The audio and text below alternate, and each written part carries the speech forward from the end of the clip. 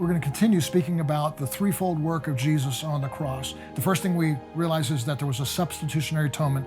We talked about that in the last episode, that Jesus took our sin upon himself, that he freed us from our unrighteousness and our self-righteousness, making us in right standing before God. The second one is imputed righteousness. That's what we're going to talk about in this episode. And then next time we'll be talking about the intercession before God. So let's talk about imputed righteousness. This word imputed is an accounting term, a bookkeeping term.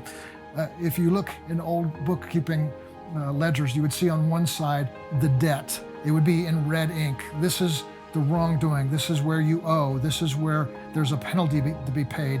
The penalty that the scripture talks about is much more than just owing money to a creditor. The penalty is the wages of sin is death. That column, that red column, is death for us. It's judgment of God. And on the other column ledger is merit. It's in the black ink.